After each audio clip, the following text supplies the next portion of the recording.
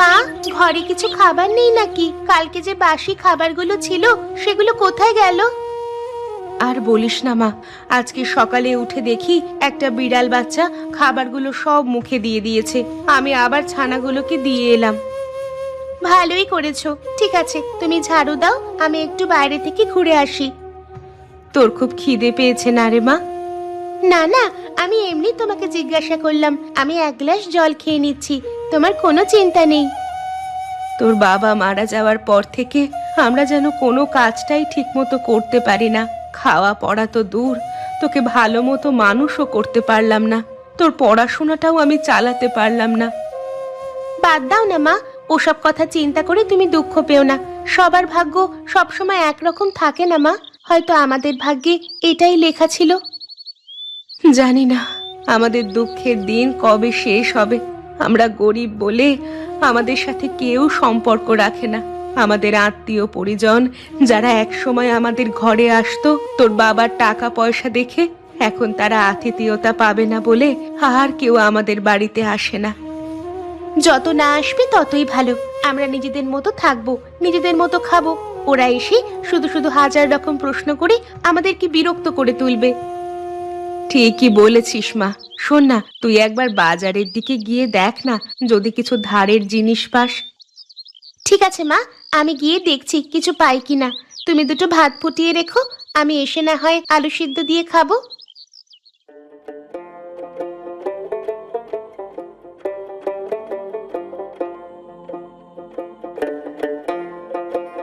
কিরে রতন, কোথায় চললি? কোথায় আবার যাব কাকা, আমার মাংসের দোকানে মাংস কাটতে যাচ্ছি। তোর এখন বেশ রমরমা ব্যবসা চলছে বল। হ্যাঁ কাকা, মানুষের ভালোবাসায় সে তো চলছে বটেই। এই একটা ব্যবসাতেই তো ভরসা, যদি ভালোভাবে না চলে তাহলে কি করে চলবে আমার? তা তো বটেই। গোপাল মরে যাবার পর থেকে তোরই তো বাজারে একমাত্র দোকান। ভালোভাবে দোকানটা চলবে দেখে নিস। হ্যাঁ কাকা, খুবই দুঃখের বিষয়। কি থেকে যে কি হয়ে গেল, হঠাৎ মাংস কাটতে কাটতে বুকে যন্ত্রণা, তারপর কিছুক্ষণের মধ্যেই আহারে, সত্যি আমার খুব কষ্ট হয়। আচ্ছা, ওদের পরিবারের ওর মেয়ে আর বউ কেমন আছে বল দেখি। খেতে পায় তো নাকি? এ আবার তুমি কি প্রশ্ন করছো? হ্যাঁ, খেতে পাবে না কেন? ওরা ওদের নিজেদের মতো করে নিজেদের পরিবার চালাচ্ছে। দেখলে আমার হাসিও পায়। ওদের অবস্থা দেখে তোমার হাসি পায়? তুমি এ কি বলছো কাকা? তোমার কি বুড়ো বয়সে ভীমরতি ধরে গেছে নাকি? ওরে, ভীমরতি ধরবে কেন? তোর মনে নেই একবার আমি গোপাল বেঁচে থাকতে তার কাছ থেকে ধারে মাংস কিনতে গেছিলাম, কিন্তু সে আমাকে মাংস না দিয়ে তাড়িয়ে দিয়েছিল। সে আমি বলিনি, গোপাল তো তোমাকে তাড়িয়ে দেয়নি, ভালোভাবেই বলেছিল। আর তাছাড়া তুমি তো প্রত্যেক দিন ধারে মাংস আনতে তার বেলায়। তুইও দেখছি খুব বেশি উড়ছিস। যা যা, তোর সাথে আর কথা বলতে ভালো লাগছে না, তুই এখান থেকে যা।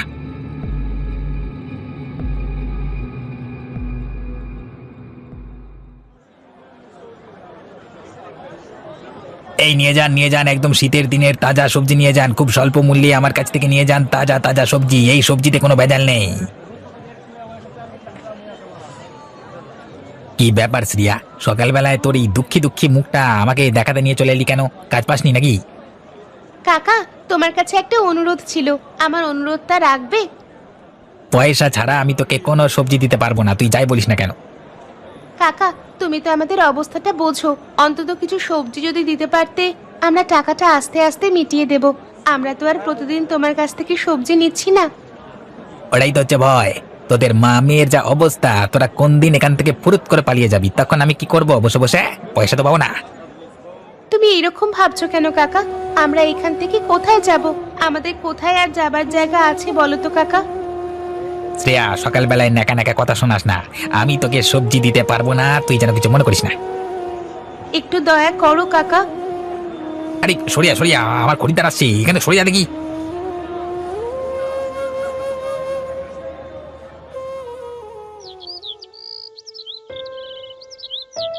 আরে, ওই তো গোপালের বউটা আসছে বলে মনে হচ্ছে। এই যাই যাই, একবার কথা শুনিয়ে দি। এই যে লতা, দাঁড়াও, তোমার সাথে কিছু। ওরে বাবা, আমার মাথাটা ঘুরছে কেন? আরে আরে কাকার কি হলো? এভাবে অজ্ঞান হয়ে পড়ে গেল কেন? না না, ওনাকে তো এইভাবে এখানে ফেলে রাখা যায় না।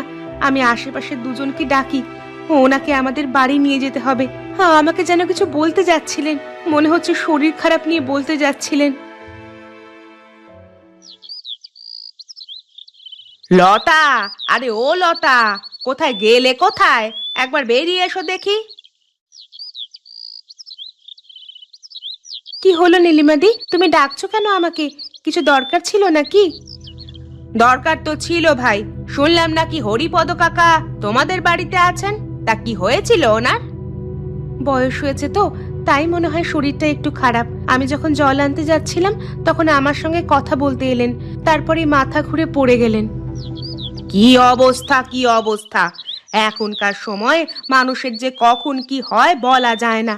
তুমি তোমার স্বামীকেই দেখো না, বেচারা। আবার ওসব কথা কেন তুলছো দিদি? হরিপদ কাকা সুস্থ হয়ে যাক, সেটাই আমি চাই। তাই জন্যই দুজন লোক ডেকে আমি ওনাকে আমাদের বাড়িতে এনেছি। হ্যাঁ হ্যাঁ, সেটা তো আমিও চাই। তুমি কি বলতে চাইছো? আমি কি চাই না নাকি যে হরিপদ কাকা সুস্থ হয়ে যাক? আমি কি সেই কথা বললাম? ঝগড়া করো না তো ভাই। আচ্ছা, তুমি কি হরিপদ কাকার সেবা করবে? ওর কাছের লোক তো কেউ নেই। একজন মেয়ে, সেও তো পাত্তা দেয় না। বিয়ে হয়ে কবে গেছে, বাবার খোঁজ নেওয়ারও দরকার নেই। আমি করি, আমার তো মা মেয়ের সংসার, দুজনে মিলে ঠিক সামলে নিতে পারবো। আমি সেই কথাই বলতে এসেছিলাম গো। আসলে আমারও হাতে তেমন সময় নেই, একেই ঘর সংসার নিয়ে জ্বলে যাচ্ছি। তাই জন্যই আর কি বলছিলাম, ভুলেও যেন আমার ঘরে আবার পাঠিয়ে দিও না। আমি তবে এলাম, কেমন?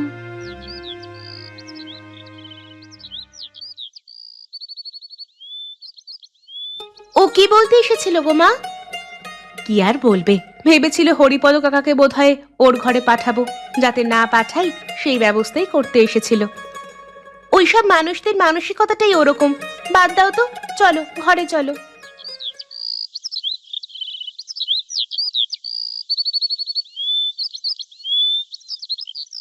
কই গোপাল, কোথায় গেলে বাবা? তোমাদের ঘরে অতিথি এলো যে।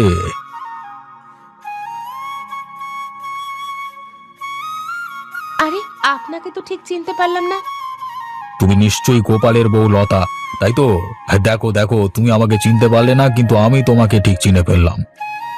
কিছু মনে করবেন না, আমি সত্যিই আপনাকে চিনতে পারছি না। গোপালকে ডাকো, গোপাল ঠিক বলে দেবে আমি কে। আমি তোমার দূর সম্পর্কের এক আত্মীয়। কিন্তু ওকে আর কি করে ডাকবো? ও তো চলে গেছে, আজকে মাস 6 হয়ে গেল। তার মানে আমি তো জানতাম না ব্যাপারটা। এতটুকু বয়সে কি হয়েছিল ওর? হঠাৎ করে বুকে যন্ত্রণা, তারপর আর কথা বলেনি। ইস, আমি যদি আগে জানতাম তাহলে তোমাদের সঙ্গে অনেক আগেই আমি দেখা করে যেতাম। আপনি আর কি করে জানবেন বলুন? আপনি আসুন, ভেতরে আসুন। হ্যাঁ হ্যাঁ, তোমাদের কোনো চিন্তা নেই। আমি এখন বেশ কিছুদিন তোমাদের এখানে থাকবো, জমিয়ে খাওয়া দাওয়া হবে।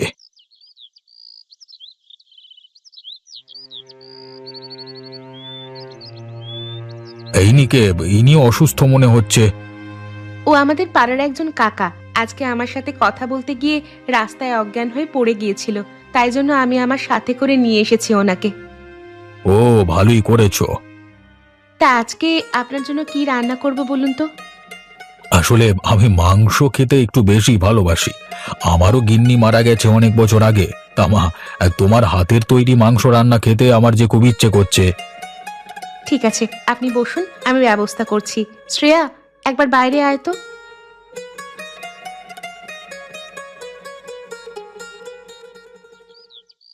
মা, তুমি তো ওকে বলে দিলে মাংস রান্নার কথা, কিন্তু মাংস কিনবার মতো আমাদের কাছে টাকা কোথায়? এখন এসব কথা বলিস না, উনি শুনতে পেলে অসুবিধা আছে। উনি আমাদের অতিথি। তুই এক কাজ কর, তুই বরং একবার বাজারে গিয়ে রতন কাকাকে বলে কিছু ধারে মাংস কিনে আন। কিন্তু ধারে কি মাংস দেবে? নগেন কাকা সকালে যেমন করলো তেমন করবে না তো আবার? তো রতন কাকা অমন নয় রে, তুই একবার ঝট করে গিয়ে মাংস নিয়ে চলে আয়।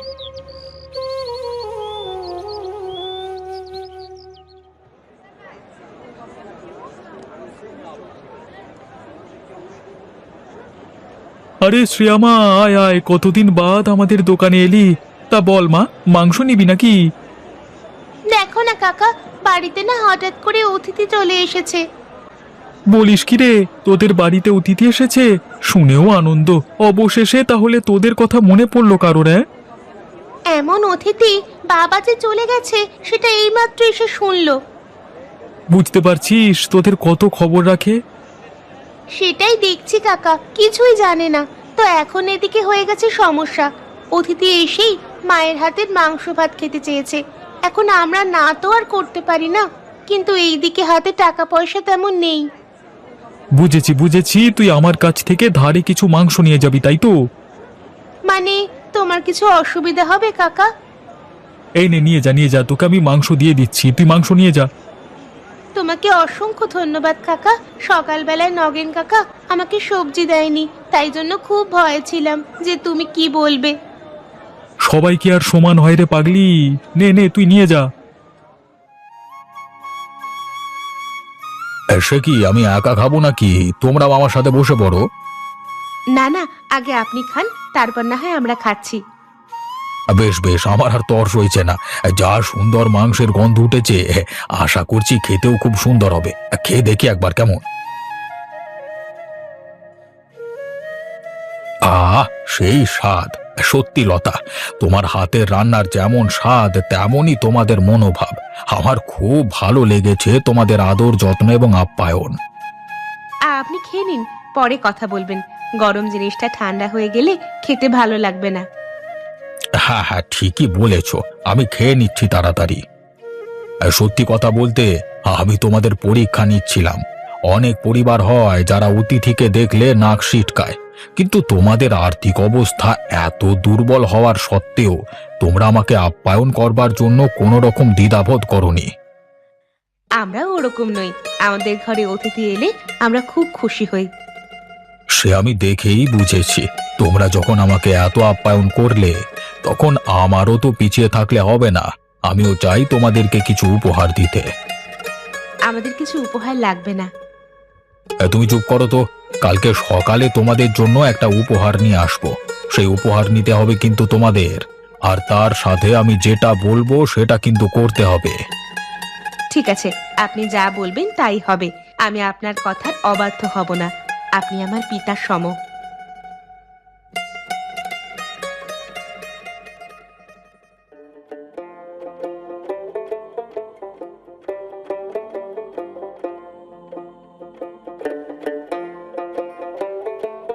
এই নাও পয়সা, এবার তুমি এখান থেকে এসো।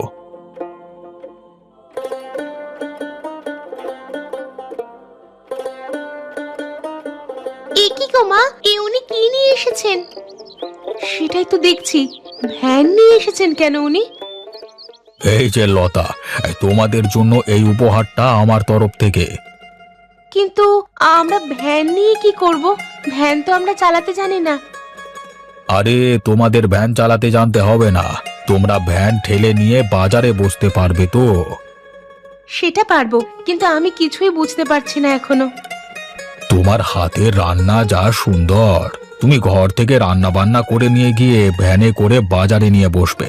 সেখানে তুমি তোমার হাতে রান্না করা খাবার বিক্রি করবে, এবং সেটা আজ থেকেই করবে।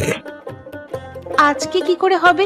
এতগুলো টাকার ব্যাপার, অন্তত খাবার দাবারের জন্য কিছু কিনতে হবে তো। তার জন্য তোমাকে চিন্তা করতে হবে না। আমি কি জন্য আছি শ্রেয়ামা। হ্যাঁ জেঠু, বলুন। এই চলো চলো, আজকে আমার সাথে তুমি বাজারে যাবে। চলো, আজকে অনেক মাংস কিনে আনতে হবে। আজকে থেকেই তোমার মা আর তুমি বাজারে মাংস ভাত বিক্রি করতে শুরু করবে। দেখবে কতজন লোক তোমার কাছে খেতে আসবে।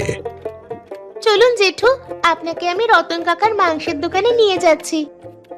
হ্যাঁ মা, তাড়াতাড়ি চলো, এইদিকে আবার ব্যবস্থা করতে হবে তো। আরে শ্রেয়ামা, ইনি সেই আত্মীয় নাকি?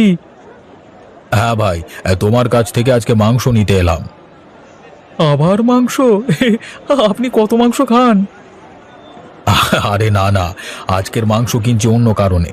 সেটা তুমি কিছুক্ষণ পরই বাজারে দেখতে পাবে। দাও দেখি, তুমি আমাকে কিলো 5 মাংস দিয়ে দাও। বাবারে, এত মাংস! টাকা নিয়ে তোমাকে চিন্তা করতে হবে না, আমি তোমাকে দিয়ে দিচ্ছি। তুমি আমাকে মাংস দিয়ে দাও। ঠিক আছে বাবু, আমি এক্ষুনি আপনাকে দিয়ে দিচ্ছি মাংস। কি ব্যাপার গো লতা, ঘরের সামনে নতুন ভ্যান কোথা থেকে এলো? কিনলে নাকি? না দিদি, কিনিনি। আজকে আমাকে একজন অতিথি উপহার দিয়েছে। বাবা, তোমার অতিথির কত পয়সা গো, যে তোমাকে একেবারে ভ্যান কিনে দিচ্ছে? হ্যাঁ দিদি, আছে নিশ্চয়ই কিছু, না হলে তো সম্ভব নয় এত দামি ভ্যান কেনা। তা তুমি এই ভ্যান নিয়ে কি করবে? তুমি কি ভ্যান চালাবে নাকি আজ থেকে? না গো দিদি, আজ থেকে আমি বাজারে একটা ভাত আর মাংসের দোকান দেব। এই ভ্যানে করে সমস্ত জিনিসপত্র সেখানে নিয়ে যাব আর নিয়ে আসব। তোমরা করবে হোটেল? তাহলেই হয়েছে। তোমরা আবার হোটেল করতে যাবে কেন বাবু? বেশ তো তোমরা ছিলে, সুখে থাকতে আবার ভূতে ঢিল মারছে কেন? না দিদি, তুমি ভুল করছো। আমরা যদি বাজারে দোকানটা দিতে পারি তাহলে আমাদের হাতে কিছু টাকা আসবে। আমাদের অতিথি আমাদের জন্য অনেক করে দিচ্ছেন। থামো তো, টাকা? খুব টাকার লোভ হয়েছে না তোর? এত লোভ ভালো নয় বাপু। লোভের কি আছে? বেঁচে থাকতে গেলে টাকার প্রয়োজন, আর সেই প্রয়োজন আমরা মা আর মেয়ে দুজনে মিলে বুঝেছি। নাটক চত্ব সব। খবরদার, মেয়ে মানুষ হয়ে বাজারে অত লোকের সামনে দোকান দিবি তো তোকে দেখে নেব।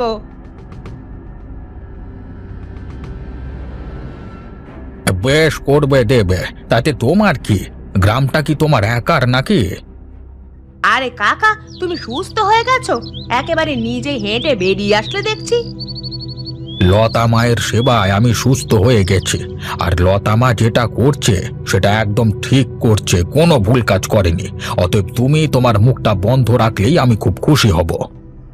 তাই নাকি? দুদিন আগে পর্যন্ত যার নামে চর্চা করতে, তাকেই এখন ভালোবাসছি, কারণ তারা সম্মান পাওয়ার যোগ্য। ওরাই আমার বিপদের সময় সেবা করেছে, আর কেউ করেনি। তুমি এখন এখান থেকে এসো। শোন মা লতা, নিজের গোপনীয় কথা কাউকে কোনোদিন বলবি না।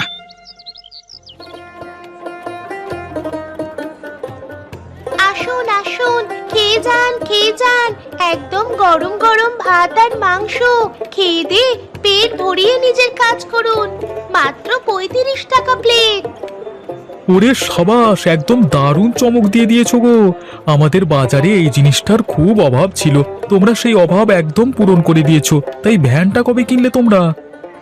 এই ভ্যানটা আমার নতুন জেঠু আমাদেরকে কিনে দিয়েছে। তাই নাকি? তাহলে তোমার নতুন জেঠু খুব ভালো বলতে হবে, তোমার জন্য কত চিন্তা করে। হ্যাঁ, সে তো বটেই। তা কাকা, তুমি কি মাংস ভাত খাবে? এখন খাবো না, আমার ওদিকে কাজ আছে, দোকানে দুজন কাস্টমার দাঁড়িয়ে আছে, তাদেরকে আমি মাংস দিয়ে আসি, তারপর না হয় খাচ্ছি, কেমন?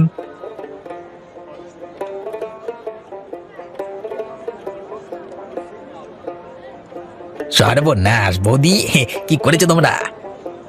ভুল করে ফেললাম নাকি নগেন ভাই? আরে ওসব কথা বলো না। কই আমাকে দাও দেখি, আমি 1 প্লেট ভাত মাংস খেয়ে তারপর না হয় বাড়ি যাবো। হ্যাঁ দাদা, তুমি একটু দাঁড়াও, আমি তোমাকে ভাত আর মাংস দিচ্ছি। শ্রেয়া, তোকে সেদিন বিনামূল্যে সবজি দিলাম না বললে তুই রেগে আছিস নাকি? না না, রাগে কি আছে? তুমি যদি আমার কাছ থেকে বিনামূল্যে মাংস ভাত খেতে চাও তাহলে কি আমি দিতাম? ব্যবসার দিকটা সবাইকেই দেখতে হবে। এই তো তুই বুঝেছিস, এতেই অনেকে আবার বোঝে না, জানিস তো।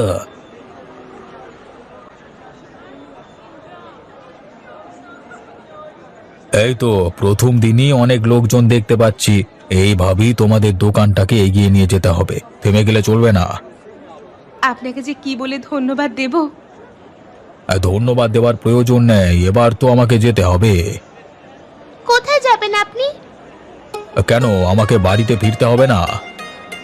আর কিছুদিন থেকে যান না, তাহলে আমাদের খুব আনন্দ হবে। আর কিছুদিন থাকলে যে হবে না, আমি আবার পরে আসবো। তোমরা বরং এখানে বিক্রি করো। হ্যাঁ, আবার একদিন লতার হাতে মাংস ভাত খেতে আসবো। আমি চললাম তাহলে, তোমরা ভালো থেকো।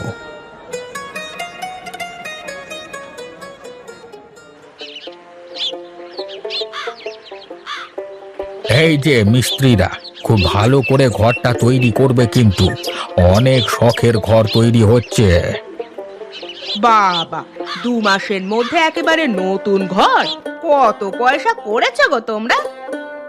কাকিমা, দয়া করে তোমার এই টোন মেরে কথা বলা তুমি বন্ধ করবে? ও বাবা, মেয়ের আবার কথা ফুটেছে দেখছি। কথা তো বলতেই হবে, এখনকার যুগ তো আর কথা হজম করবার জন্য নয়। কেউ কেউ আবার লোকের উন্নতি দেখলে সহ্য করতে পারে না। তুই কি আমাকে এই কথাটা বলতে চাইলি? তাছাড়া আর কাকে বলবে? আমার মতো লোক যেখানে এদের সাথে মিশে একদম পরিবর্তন হয়ে গেলাম, সেখানে তুমি এখনো পরিবর্তন হতে পারলে না? আমাকে পরিবর্তন হতে হবে কেন? আমার কি দায় পড়েছে? তাহলে এদেরও কি দায় পড়েছে তোমাকে বলতে যাবার যে কত টাকা তোমার করেছে? এটা একদম দেখছি কথা বলা যাবে না। তাহলে তোমাদের প্রচুর অহংকার বেড়ে গেছে, তাই না? হ্যাঁ, হয়ে গেছে। একদম এখান থেকে যাবি বলে দিলাম, ফালতু কোথাকার। এতদিন ওরা খেতে পারছিল না, তখন কোনোদিন খবর নেয় না, আর এখন এসেছে নাটক করতে। দাঁড়াও, রতনকে আমি বলছি। এই না না, ওসব বলবার কোনো প্রয়োজন নেই।